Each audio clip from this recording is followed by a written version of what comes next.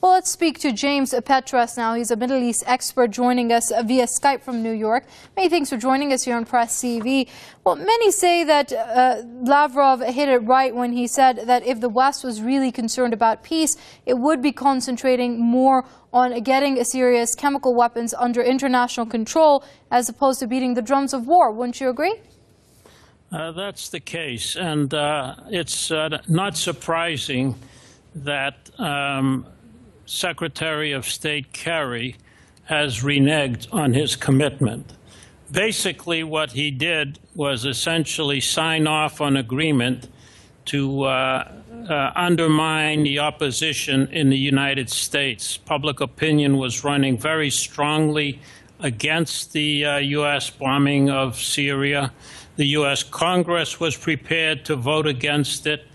Kerry did a detour. He agreed to the proposal by President Putin to dismantle Syria's chemical weaponry.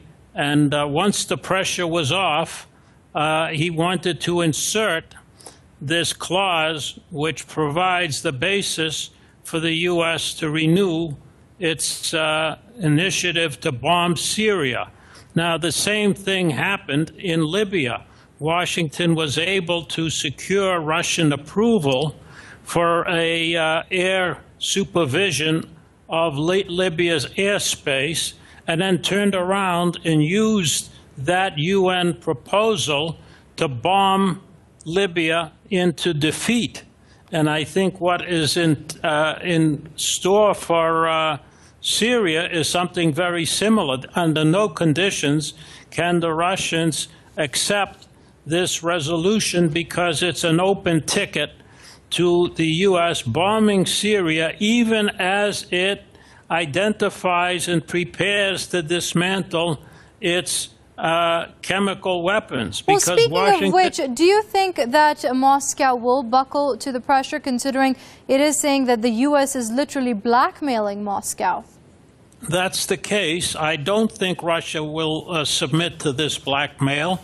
I don't think Washington has a stand to carry out its policies. I think if Obama does go ahead with this bombing mission, he will face